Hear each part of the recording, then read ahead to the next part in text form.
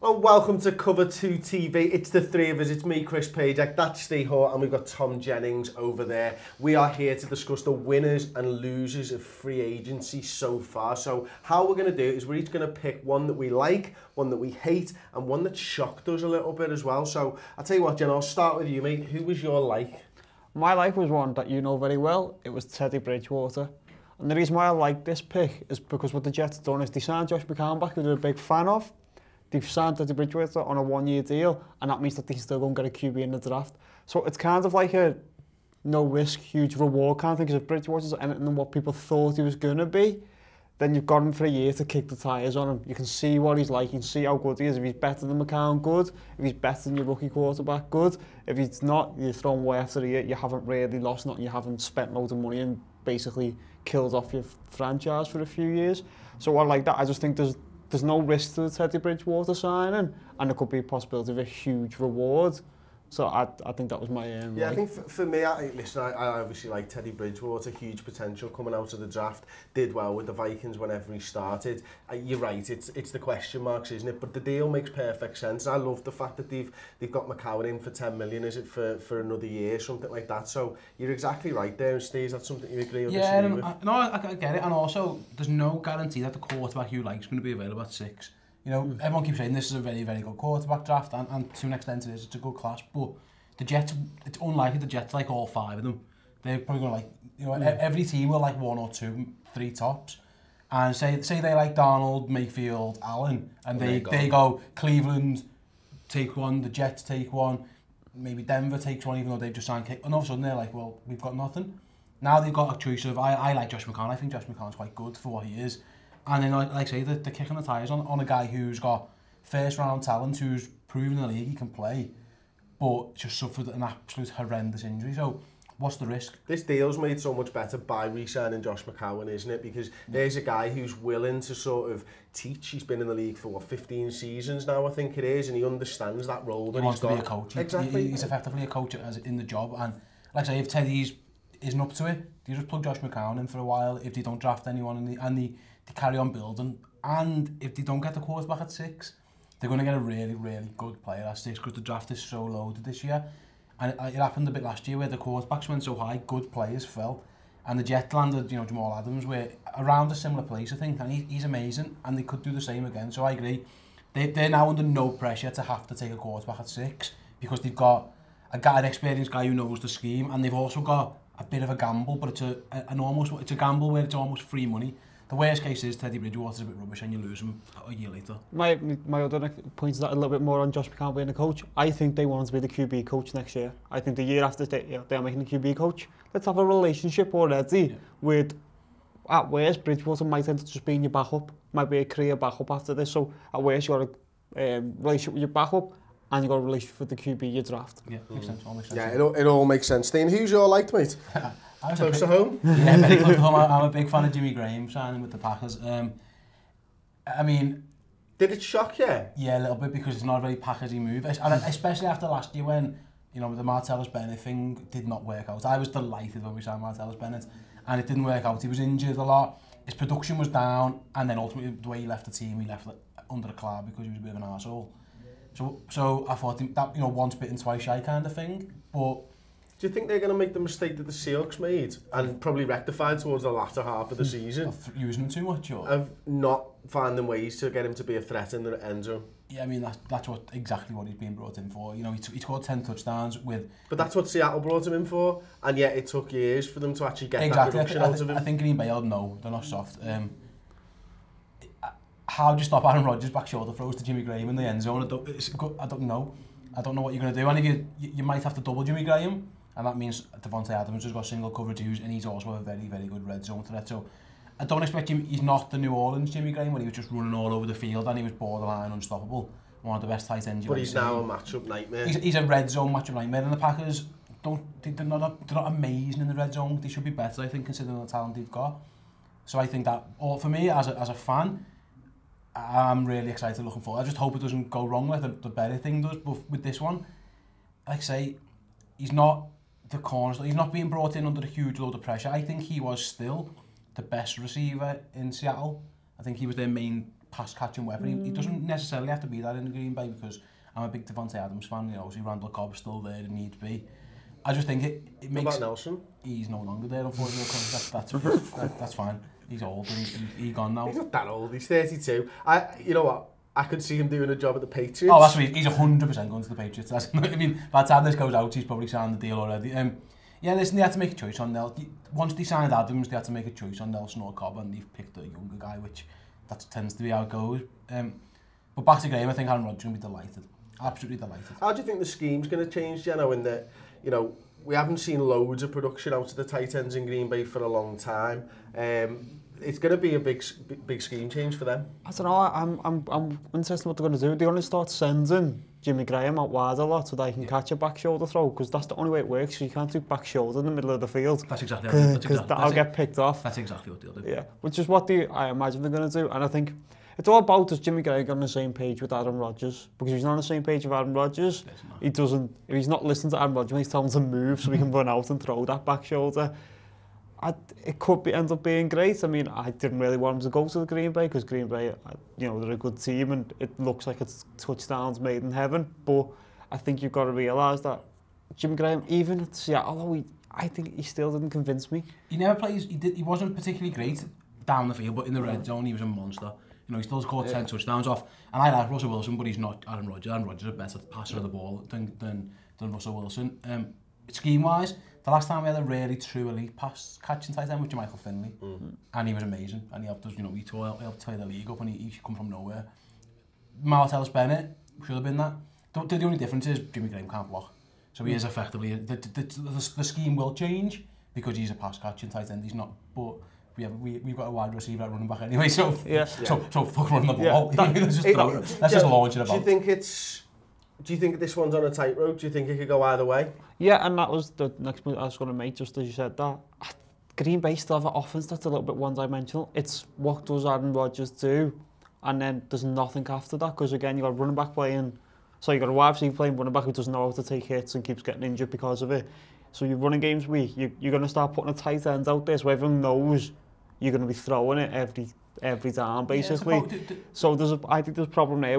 There's no disguise in what they're going to do. They found a running game last year, to be fair, when Rodgers went down. They found Jones and they found Williams, and they'll still have a blocking tight end. Kendricks will, I imagine, still be around. Richard Rodgers is a free agent, who knows what he is. He's just a possession guy, but you might see a lot of two tight end stuff as well. You know, the league is very much trending towards two tight ends, and a lot of teams now are paying two tight ends big money. Again, it's just matchups and stuff, and I'm excited. I just think, you know, get in the red zone and just watch Aaron Rodgers throwing touchdowns to Jimmy Graham is going to be a lot of fun for me. Yeah, not so much for me. To be honest, yeah. The one that I like is Andrew Norwell, moving from obviously the Panthers to the Jaguars, and this is the left guard who Pro Football Focus rated him as the third best left guard in the league last season. Never give a sack or a hit up all season. Yeah, and it was only a few pressures off, like, I've got the stats here actually. 15 total pressures across 1,140 snaps, 17 games, you know, including the playoffs and stuff. So you look at that and you know what Jacksonville Jaguars are doing. They're going to pair him with Cam Robertson on the left-hand side of that line, and they're going to continue, and they've just banked on Leonard Fournette again, and they've taken a run game that was already lethal and hard to stop, and they've made that even stronger for my eyes. You know, the next guys in free agency, as rated by Pro Football Focus, were like 20, 21 and 22. So Norwell was clearly the best player at that position. They've paid him a lot of money. It's a record-breaking thing for a guard, but a record-breaking contract for a guard. But I think it's absolutely worth it. You know, you've got a quarterback there who's not great. You protected him even more, and you've made your run game, which was elite, even better. They've doubled down on what they do. You know, no team spends more pretty much on the two lines now than Jacksonville. Yeah. They've gone old school football when a lot of a lot of the league's zigging, they're zagging, and they're going, we'll win it. And listen, the best team in the league last year, the Eagles, doubled down on their both lines. You know, they've got a strong defensive line and a good offensive line, and that's what Jacksonville have done as well. I agree. They have basically just said, we live and die by our defense and Leonard Fournette running it. Let's just make Leonard Fournette run it better, make it easier for him, and that's what they've done. Norwell's really talented. You know, it's hard to evaluate guard play. But all I look at is, can he make holes? Yes. Do people get past them when they run? The big fellas get past them? No, they don't. So I agree, it's a big win, and it's just interesting to see, like I say, when other teams in that division seem to be going more towards splashy moves, or like the Malcolm Butlers and Dion Lewis, they've just gone, no, we're just going to go focus. We know what our strengths are, let's improve them. Yeah, that's what it's about. Yeah, and they were very, very close to being in the Super Bowl last year, so why not double down? What do you think of this deal? Well, I think that's what you've just said there. Quite instance, they know what the strengths are and you want to double down on them. So I think on one side, thinking that's great, you know what you want to do, but the other side is that you're improving your weaknesses. Shouldn't you be? Well, they might do something with a quarterback. Yeah, but think. So that's the other side. If you're doubling down on your strengths, but in terms of having better offensive plan play just makes your team better. Yeah. There's so many shows in here we come down, we end up just breaking it down to your offensive line got beat by their defensive line. Yeah. Everything else fell apart afterwards, which is usually how games come down to. It's not the skill position, it's the more hardcore football watching you see that than what you have seen from away from people. So you can't moan at the Jaguars for trying to not even fix a problem, improve on a problem and have a better offensive line. So you can't moan at the position, but it's just like, is that what you should be doing with the money kind of thing? Yeah, I mean, flip reverse of that is if they are even more expecting run, then it does open up holes in the passing game once again. If he can keep them away, no pressures, then it opens up that play action passing game. We saw that in the off season. That's what they rode. As much as Leonard Fournette, he was injured. Do you know what I mean? He was carrying an injury, and it was the play action passing game that got them where they got to. It's torn New England up for 3.5, 4 quarters. 3 after 4 This quarters. Makes that better, and it gives the quarterback more time to assess the field. And listen, he'll be improved from last season as well. He's not going to be a top quarterback. He's never going to be a top quarterback. But with a little bit more time and a little bit more space and another season under his belt, you'll probably get a little bit more production out of the quarterback. It's a good move. I agree. Good move. Okay, so we'll move on to, let's do hated next actually. We'll go to you first, Jenno. Yeah, so the person I hated was the Allen Robinson move. Now, not because I don't rate Allen Robinson, because I'm very high on Allen Robinson. I just think he's went to wide receiver purgatory at the Bears because they don't throw very well. I'm not a big fan of Mitch Trubisky. I think he's Jake Locker in disguise. And I don't think he's going to be able to get the ball to Allen Robinson. I think we're just going to see a very talented player just stuck in Illinois and no one's going to hear of him again. Kind of Larry Fitzgerald like in Arizona when Logan Ryan and people like that were throwing it to him. Yeah, I don't know, what they've done, the Bears have just transformed their pass catching. They've signed a tight end, they've signed 2 wide receivers. They've also got, I like Cam Meredith, who's there. I don't know. I agree, I'm not great big on Trubisky, but what they've done, they've gone, right, we've got this rookie quarterback. Let's give him some weapons. He had absolutely nothing last year. He had nothing to pass to, like say, they've gone and they've given him, I think Allen Robinson's a legit number 1, and then Taylor Gabriel's probably a good number 2, and they went and got themselves a second tight end, so from the team building point of view, I get it. It was a good move, but I see what you're saying. It's Chicago, and they haven't got a great reputation for the pass catches. And the other thing is he's coming off an injury this season. Did he miss about 15 games or something like that? Or 60. So there you go. He's missed 15 games. He didn't actually play very well the season before that. We're going back now 2 years to find out when Allen Robinson played very well. So even though I'm very high on him, most of his big yards and that usually came in garbage time when Blake Bortles was allowed to just throw it to him. So again, I don't like it because I don't like seeing players just going what I consider untalented teams, which means for that Bears will win the Super Bowl. So yeah, no. Yeah, we devastate these two and be revenge from what happened to me last year. But yeah, I just didn't want him to go somewhere where I don't think we're going to see the best out of him because I was high on him, and I just think that's what happens. Where do you think would have been a good fit for him? Anywhere with actual quarterback, that's the thing. If you have a quarterback, I mean, imagine if you went to Packers, imagine what would that one, imagine you went to Patriots, imagine if Patriots had another deep threat goal across Cooks. I just don't like seeing the wide receivers who just tend to go, like Brandon Marshall's never played a playoff game, he spent most of his time in Chicago.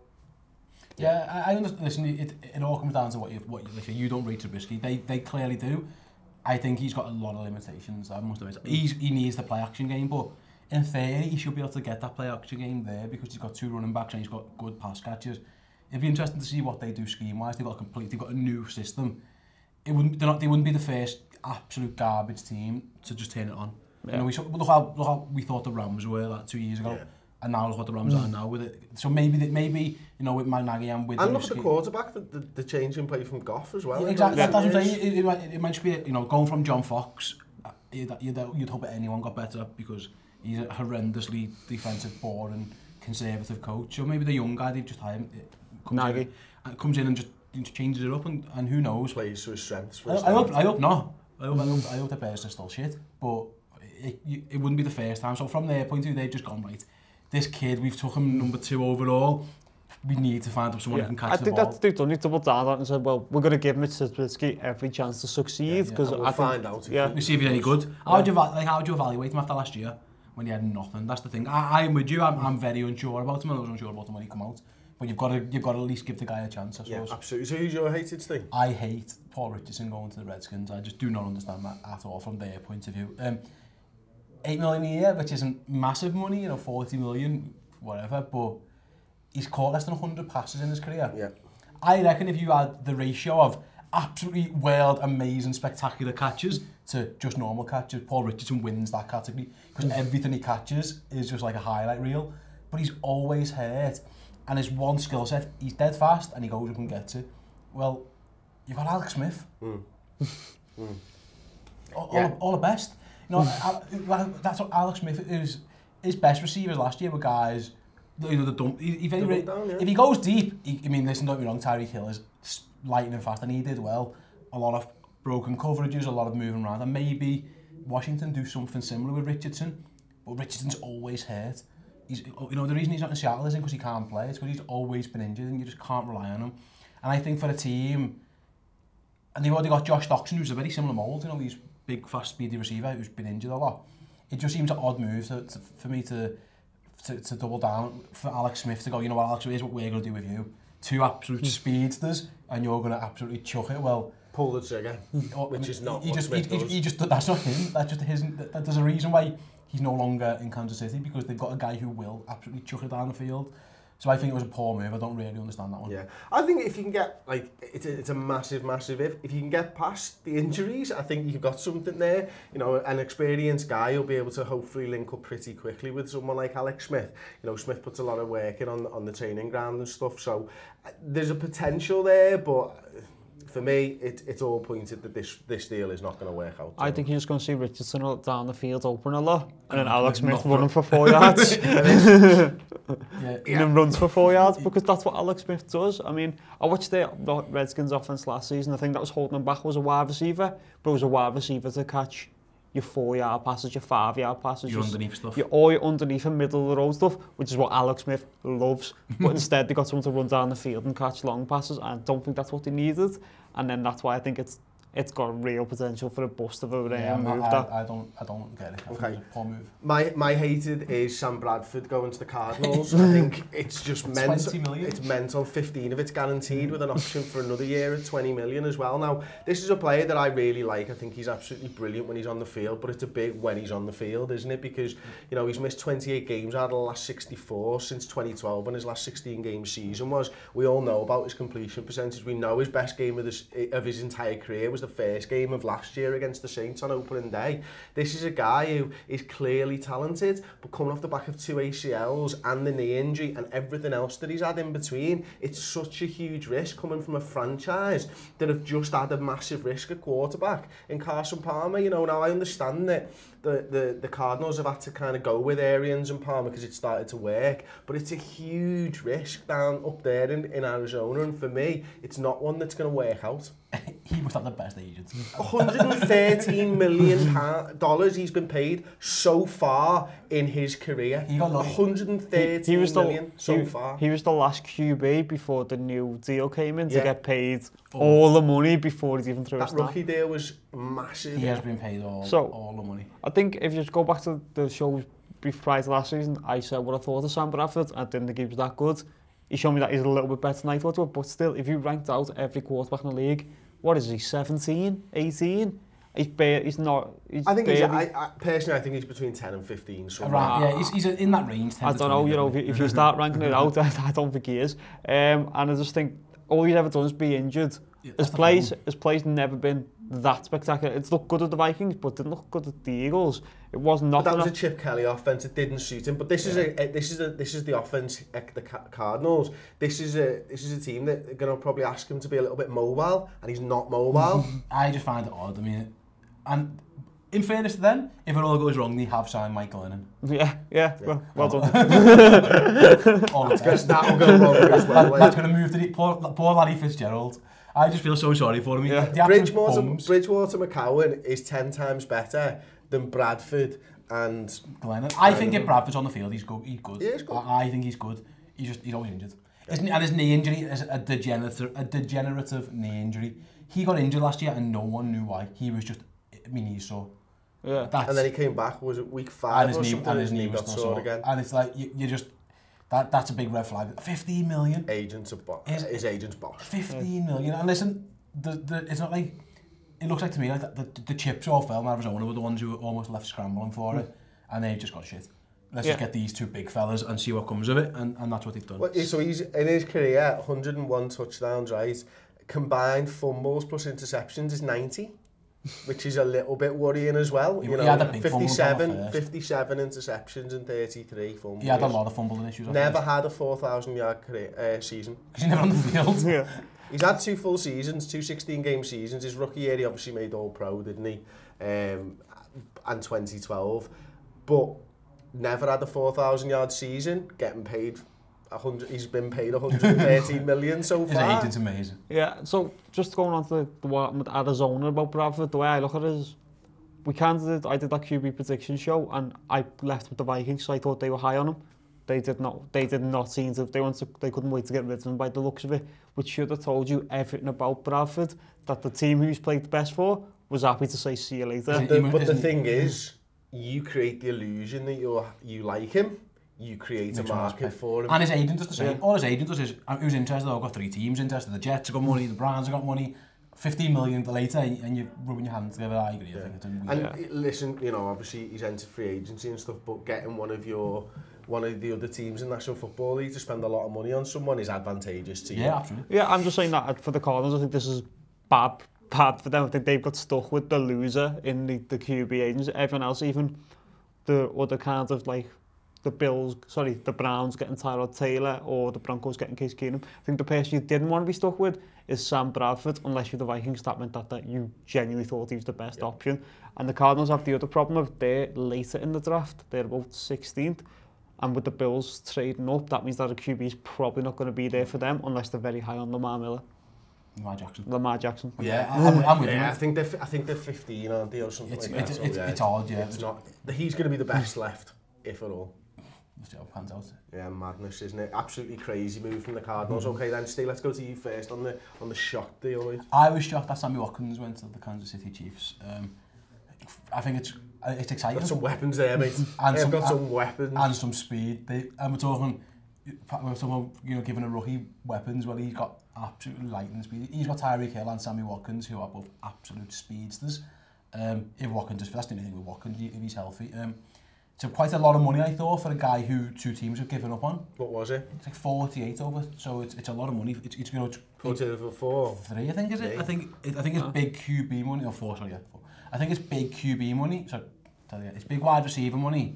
It's wide receiver 1 type money, isn't it? And that market seems to be on the up again now, doesn't it? Yeah, it's teetering there. And listen, if it works, it's going to be so fun to watch. Pat Mahomes just absolutely chucking it to those 2 absolute monsters with a bit of Travis Kelce, with a bit of Kareem Hunt as well. It's got the makings of being really, really exciting to watch. What do you do? Like, you're playing 2 safeties for a start. You're never playing single deep against these guys, are you? I mean, it's a scary prospect, and Andy Reid will probably get the best out of it as well. And I was just shocked. I just didn't even, in my mind, thinking of places for Sammy Watkins. I didn't even consider him going there because I thought, they've got their big speedsters, they've got their pass catchers. No, they just, again, doubled down on it and thought, right, this guy we've traded up for, we've mortgaged the franchise on. A lot of us have probably got jobs dependent on him.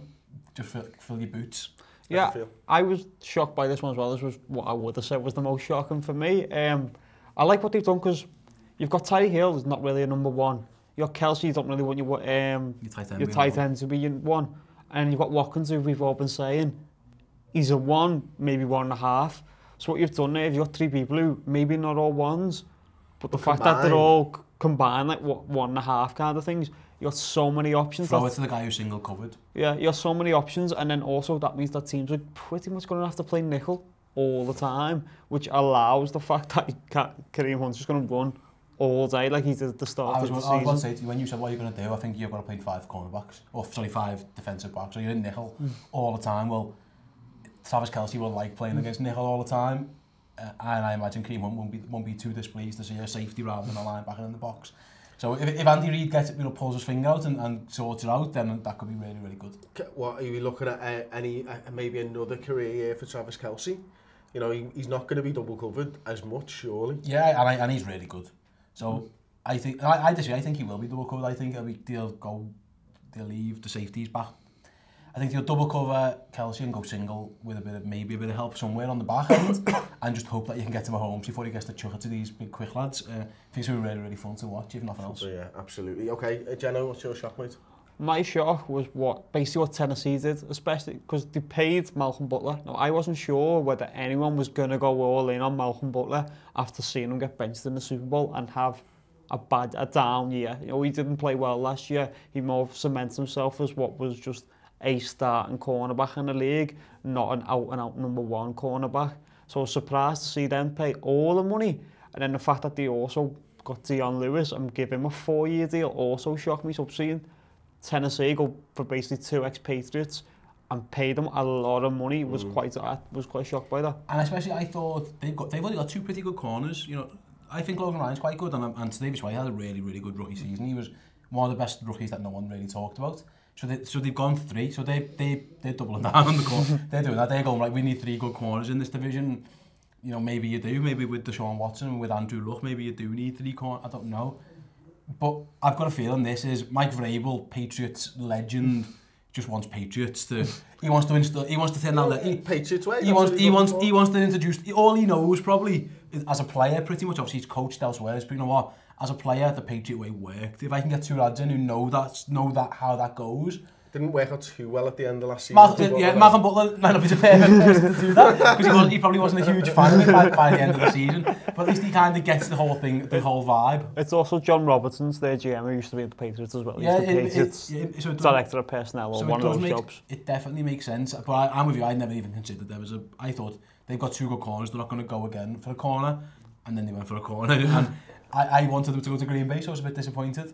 On Dion Lewis, obviously that means the end of the Marco Murray.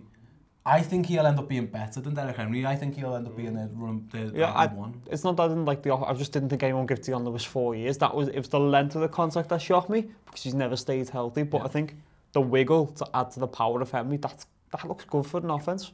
Okay. Well, my shocked one, it shouldn't be a shock because it's Kirk Cousins to the Vikings, and it's I was going to shoehorn him in somewhere. But take us back to the end of the season. We had 3 quarterbacks, and we're not going to be playing any of the ones that we had. Now, obviously, I knew that everyone was going into free agency, but I didn't believe back then that we would make a move for Kirk Cousins. As much as you maybe wanted it, it shocked me in that regard. You know, there's a cycle of this team, and the Vikings are a very good football side at the moment, and obviously everybody knows they're relying on the defence and stuff, and the weapons that we've got on offence as well, you know, the tight end, the 2 wide receivers, everybody knows about them. To put Kirk Cousins in there, Kirk Cousins is an upgrade on what we've had. You know, can you bottle lightning twice in Case Keenum? Probably not. It's probably a good move not getting him back, because at 30 years old we've had it once. I've enjoyed watching him. Can you get that same out of him without Pat Shermer there? I'm not 100% sure. You've gone for a guy who, over his first 6 seasons in the NFL, has averaged over 260 yards a game. He's one of the only quarterbacks to go average of a 90 quarterback passer rating over 6 seasons with Kurt Warner and Dan Marino. So you know what I mean? He's in good company. He's in good company, and yes, we've paid him a lot, and yes, it's fully guaranteed for a start. I do wonder whether that's going to change the landscape of player contracts a little bit. It's a mental amount of money, but we had 44 million in cap space going into this year. We've got a couple of other positions to sort out now. Obviously, Tom Johnson, defensive tackle, needs sorted out. I think we're probably going to need a replacement for Terrence Newman at some point, because, you know, he's actually not ageless. But, you know, Nick Easton, Joe Berger, we're looking to bring one of them back. We're going to get a second rounder for Nick Easton, I think. If he moves to the club, and getting a replacement for Berger, and then, you know what, Vikings Super Bowl will come. Breathe. Is Kirk Cousins $12 million better than Case Keenum? That's the first question. The second question is, would 12 million? All right, here's okay. Probably not. but then I equally don't think Case Keenum's probably worth what he's getting paid. Yeah. So still, I think ridiculous. I think I said on the quarter show, I think this is what the Vikings should do, and they've gone and done it. It makes sense for everyone involved. The fully guaranteed thing's interesting, whether we see how that pans out, whether that catches on or whether it's just a one-off. Hopefully for me, I hope that catches on. I think all contracts should be guaranteed like this. I think it's stupid they're not. In terms of the shock value for me is that all the other three have gone as well. So it is just Case Keenum. It is just Kirk Cousins. I thought they might have kept the Bridgewater as a backup, or maybe tried to keep Bradford. I don't think they were ever going to keep Case Keenum after what he did last year. Someone was always going to go and pay him. It's more, the shock for me is the 3 years fully guaranteed. Kirk Cousins has had an absolute, he's another winner. He's in the Sam Bradford winner sweepstakes of how much money I'm going to get. He's been franchise tagged twice. He's been given $98 million guaranteed, and he's going to hit free agency again at age 31, 32. He's going to fill his boots again in 3 years' time, so he's an absolute winner. He's gone to a team with a great, two great pass catchers, a potentially great running back, a team with an all-world defence. He's not just one great running back, by the way. You know, you couple Cook with Murray, and you've got a really strong backfield there. And the defence speaks for itself. So he's definitely winning in all of this, in all regards.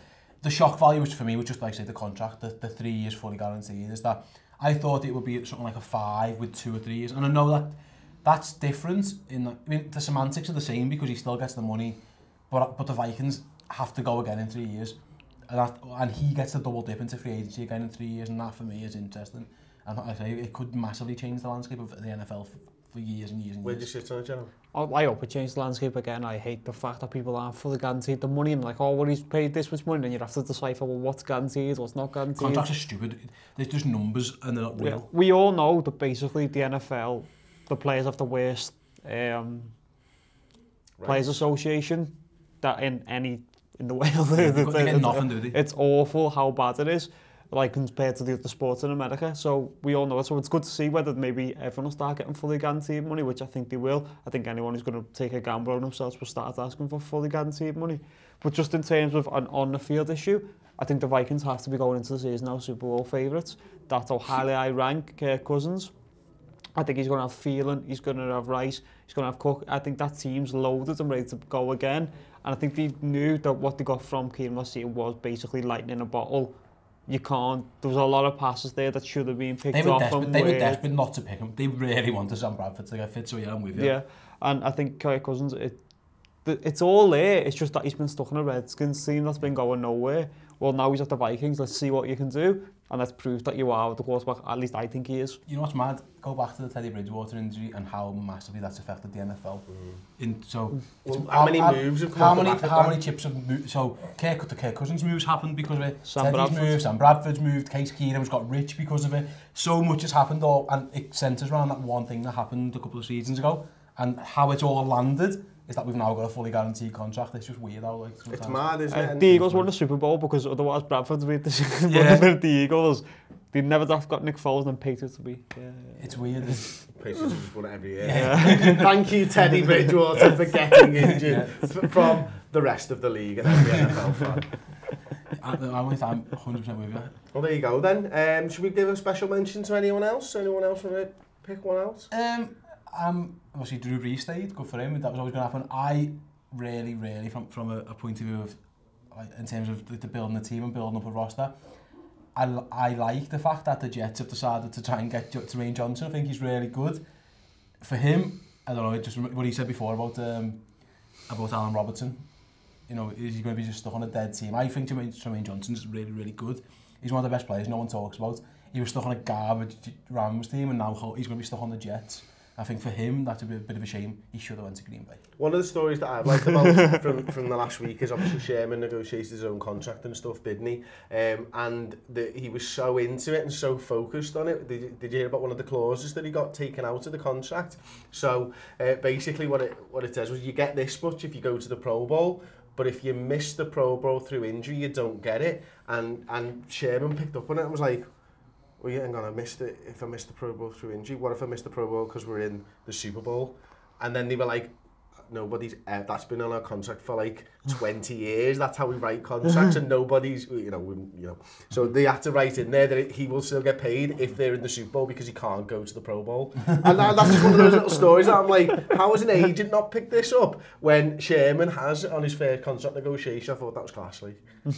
Yeah, he didn't get a very good deal, I don't think, but he's backed himself, hasn't he? We spoke about it on the last show. He's really backed himself. So it's mad that free agency officially, as we recorded, hasn't even started. And yeah, this has all happened. Yeah. that's what's crazy. By the way, the Packers signed Mo Wilkerson. We might actually have a defensive line for once. It's been a long time since we had a defensive line. That excites me. What's the defensive line like for the Patriots? We don't have one. Yeah, you signed Jordy Nelson. You've just let one. I feel like I should step in here, lads. I've had one for one season and it was great, like, you know what I mean?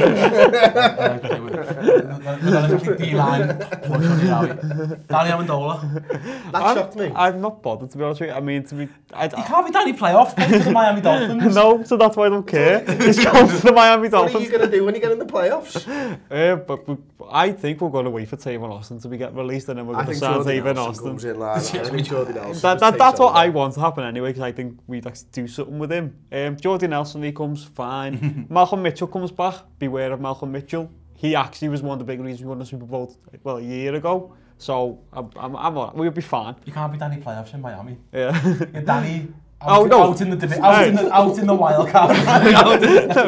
He can't be Danny playoffs in Miami. He just gets to celebrate the playoffs in South Beach. You know what surprised me though? I mean, you look at the length of contract, it's 2 years, isn't it? It's 8 million. Why are they doing it? Just pay him exactly, that's it. Like, because let's be honest, if he's only going to play 4 games anyway, 1 million a game, guarantees us a Super Bowl, let's just pay the man. They've treated him like garbage. Honestly, all they've ever done is run him across the middle to get his head smashed in, keep taking money off him, and then get rid of him when he's just made like one of the best playoff runs in the history of the franchise, albeit it didn't end up that well.